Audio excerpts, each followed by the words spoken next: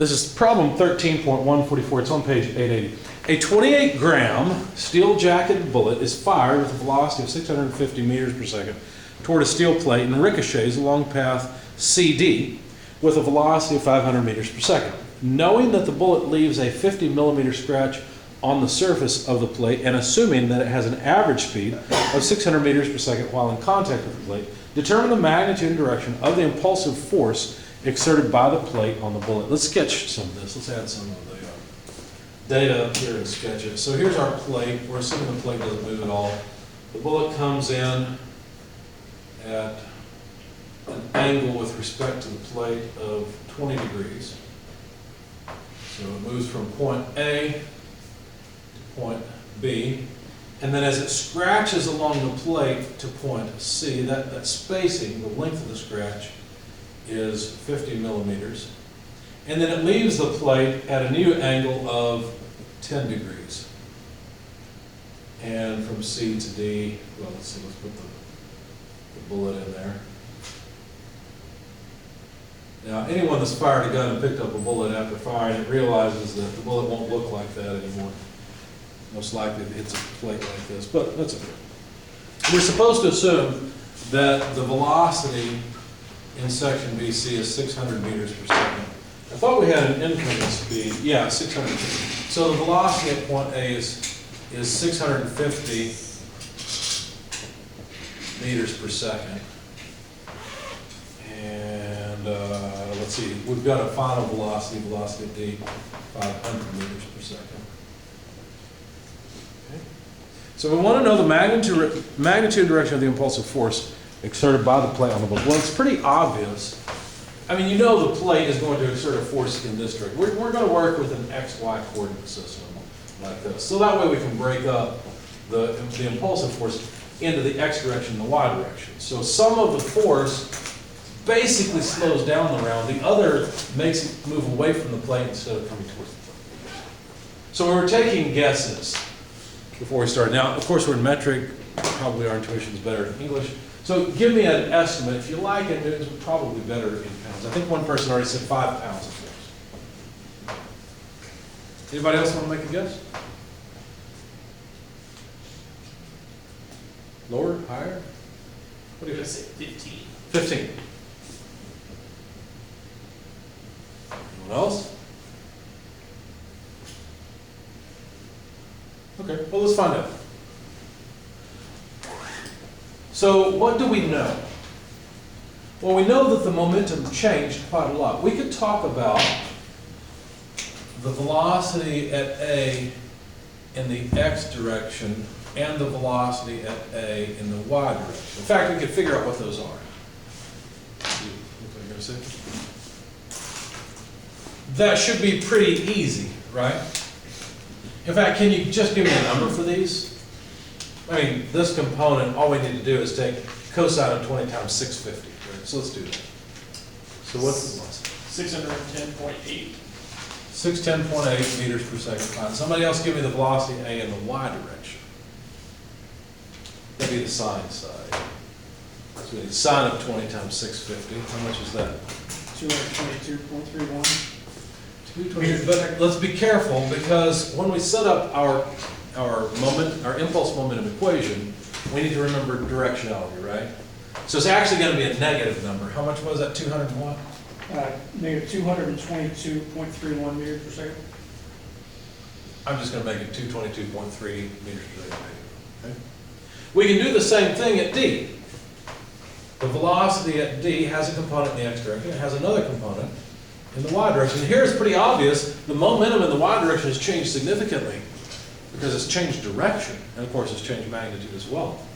So what's the velocity at D in the Y direction? Well, it's going to be a positive, but it's 500 times sine of 10 degrees. So what is 500 times sine of 10 degrees? Somebody else hasn't answered yet. 86.83. 86.83, thank you. And I think I'll just stick with one decimal place, if that's okay. Somebody else, VD in the X direction. Velocity at D in the X direction. 492.4 meters a second. 492.4 meters per second. Now let me ask you a question. Do you think that more force was applied in the X direction or in the Y direction? How many people vote for the X direction? Was more force applied to the round in the X direction? Okay, how about the Y direction? I would agree. The Y direction looks significant because look, the change in velocity is about, what, 80 plus 220, roughly 300 meters per second change. Whereas the change in the horizontal direction is, 100 or so. So I agree. I think that there's more force being applied to the round in this direction than in this direction. And I know that the force is applied in this direction. Why? Because the momentum changes in that direction. Right? And of course, obviously the force is applied in this direction because the round slows down. So that makes sense. So let's write out the impulse momentum equation. I'm going to write it a little bit differently. Let's see. I guess let's start down here. Mass times velocity at A plus the impulse that acts really from B to C equals the momentum at D. Right? Because all that happens, oh, let me not forget that. Why am I being so picky and putting it in bar bubble? Because this is two equations for the price of one. There's an X component and a Y component. In fact, if I wrote the X component, it would look like this. Mass times velocity at A in the X direction plus whatever forces act from B to C that act over time. So force in the X direction that act over time from B to C equals the mass times the velocity at D in the X direction. Okay? Notice the forces. The force from the plate has an X and a Y component. We can do the same thing for the Y equation. Mass times the velocity at A in the Y direction. This is why I was being really careful about it and say that there's a negative velocity. Okay? Because I want to make sure I know the direction of this velocity is against the coordinate. Integral from B to C, sum of forces in the Y direction that act over time equals mass times velocity D in the Y direction. Okay? So we've got an impulse momentum equation for both the X direction and the Y direction. Okay. Now the only problem is, I don't know how much time that force acts on the bullet, right? But I'm going to assume that there's some average force. So I won't be able to tell you the total force, because I'm sure the total force changes along the stretch from B to C. But I can tell you that the average force that acted. In other words, I'm going to assume that whatever forces act at a constant level over that whole time. That way I can pull them out of the integral. I just need to know how much time the round is in contact from B to C. Is there a way I can figure that out? It's moving 600 meters per second over 50 millimeters. Exactly. So how can I put that together to figure out the time? As said, 600 meters per second converted to millimeters per second divided by 50 millimeters. How about if we do the other way? How about the distance over velocity? If we do that, then something will come up on top. See, so distance is, let's say, 0.05 meters. Would that work? 1, 2, 3, yeah. Divided by a velocity of 600 meters per second. Look at what happens. The meters go away. We get to invert the seconds and we get seconds on this. So take 0.05 and divide it by 600. What do you get? How long is the round in contact with the plate? So 0.05 divided by 600. How much is that? 8.3 times 10 to the negative fifth seconds. Hardly any time at all. Now wait a second. Anybody want to update their estimates? Because the amount of time that plate gets to push on the round and change its momentum is a really short period of time. Yeah, well less than a single pound probably. Well, wait a second. Is that the way you want to go? What changes the momentum is a force acting over time. If the time's really small, that force better be big, really big, right? Yeah. To change the momentum. So let's revise our estimates. New guesses for force. I'll give you a hint. These are pretty low. Let's go with 200 pounds. 200 pounds? 600 pounds. 200 pounds, 600 pounds. Any other guesses? 100? Okay. Man, you're gonna price this right me. That's for 1,000. Well, let's find out. It's really not terribly difficult, because notice that once we pull out these forces, and what forces act? Well, there's obviously just a force in the y direction and a force in the x direction that act, right? We know the direction of them. We could let the math tell us whether these are positive or negative, or we can just plug in negative fx so that we get a positive result. It doesn't really matter, okay? If we rearrange this, I'm just going to leave it as is. I'm going to assume that the force in the x direction is just to the right. We already expect to get a negative number for fx, so that's fine, okay? So if I solve for fx, once I pull it out of here, what do I have? Basically what I have is the force in the x direction times time. That's what I've got. And if I want to solve for that, all I have to do is leave mass times velocity at d in the x direction minus velocity at a in the x direction, because I just pulled this to the other side, divided by time equals the force in the x direction. All right? We'll get a similar form for the y direction. Velocity at d in the y direction minus velocity at a in the y direction. Remember, we still have to remember VAY is a negative thing, so we're going to plug it in as a negative thing. Okay? So then over t equals fy. We expect to get a negative number here and a positive number here. Because it's pretty obvious, we've got to apply force in this direction to get the round to move away from the plate. We've got to apply force in this direction to get it to slow down. So it's not really, it won't be a surprise when we get a negative number for fx. If we get a positive for fx and a negative for fy, I'm probably going to call it a day and we'll just go outside and enjoy the sunshine. Okay?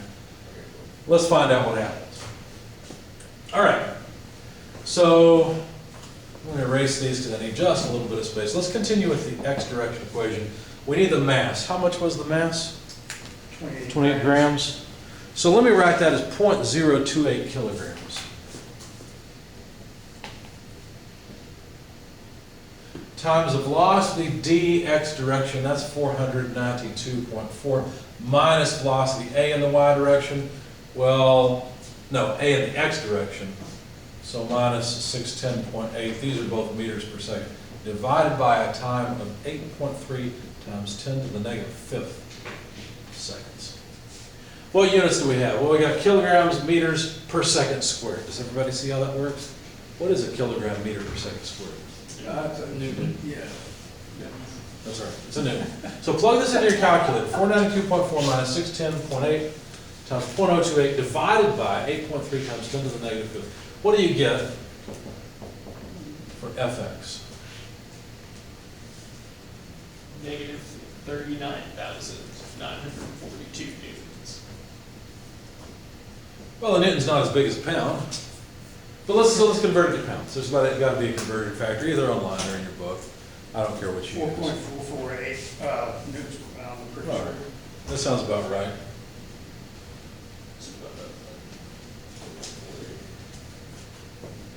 So how many pounds of force is this? We can get a feel for I'm glad y'all shut me up, because you almost got joules per coulomb or some shit like that. it. Joules per coulomb. Hey, your electrical classes are crossing over with That's your right. mechanical classes. That's right, it's all a mess. If you divide by 4.48, you get negative 8,915 pounds. 4.48, I'm sorry. There you go. I'm going to say approximately because we're remembering the conversion factor off the top of our heads, but that sounds about You right. said 4.448? Correct. If you do 4.448, it's negative 2,004. Negative 2,000? I don't know how that works. No, I think something's wrong. Let's look up the conversion Oh, factor. yeah. Try to get it right. Because you're looking at about 4, right? And the number's about 40,000. I expect about 10,000. And 8,000 is about 10,000. Where are the conversion factors in this book? I need to tab it. Yeah, I got negative 8,979. That sounds closer to what I would expect. Mhm. Yeah. I'm fairly certain that's conversion. You got the conversion? Okay, I'm so what fairly number? certain about the conversion Alright. factor. He had just hit one of his buttons twice. So what did you get? Negative 8,979.8. Yep. Let's call that 80. Is that okay? What's a partial pound between friends with a bullet? Right? It's a joule per coulomb difference. Over 4 tons. And that's just in this direction. So you revise your estimates just a little bit? What do you think is going to happen in this direction? That's the one that's even worse, right? All right, so now let's take guesses for the Y direction. How much force? You add a 1 to the front of my guess. I don't know what this is. 1,600 pounds force. Well, wait a second though, we know it's got to be even more than this. Because the major force is not in this direction, it's in that direction. So, I don't think you'd want to guess anything on the order of 1,000. Probably, You might want to guess on the order of 10,000 or 100,000, right? like, 18,700. 18,700. say 30,000. Somebody said 30,000. Oh, yeah. add it. 24,000. I'm gonna change mine to 16,000. 16,000, okay. Let's find out. We have used up the X equation. Whatever. We don't need the vector equation anymore. All we need to do is calculate Fy. Just plug in numbers. 0.028 kilograms multiplied by V dy. Well, let's see, that's 86.8 minus, well, VAY is a negative thing, negative 222.3. These are both meters per second, divided by time, which was 8.3 times 10 to the negative 5th seconds. Let's go ahead and calculate that if you would, please. How much force does the round exert, or does the plate have to exert on the round in the Y direction to get the round to change its momentum so drastically?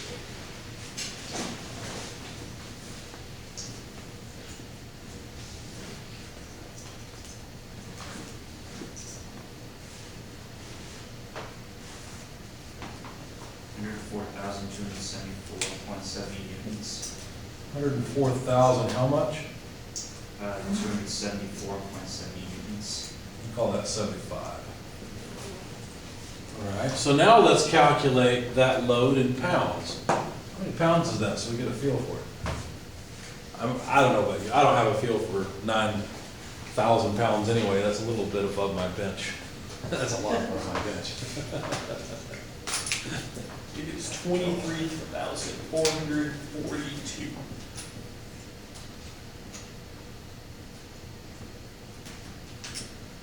23,000 pounds. Somebody guessed 18 or 30,000, Is closer. that 18, Nielsen? 18 is Well, closest. I forgot that 8 times 3 is 24. Ah, So my revised guess of 26,000. so basically, you could scale it based on the change in velocity, right? One change in velocity is roughly 300, the other one's about 100. So you multiply 3 by the last answer, and you get pretty close. Right? It's a lot of force. You see why bullets go through things instead of stopping? Even this little bitty 28-gram bullet is almost unstoppable, right? Not exactly, obviously armor can stop it, but it still applies a lot of force. So you can imagine the front of a tank being hit by a round. It's not like it's going to slow the tank down, but it's a whole lot of force. Just stay off of walls and out of doorways. They do like to travel walls. Well, yeah. So it's a whole lot of force that's applied to the round because the round's just not in contact with the surface for very long at all. Now, obviously, it's not going to have a nice shape once it interacts. It's going to probably go separate ways and break apart. But still, any questions on this problem?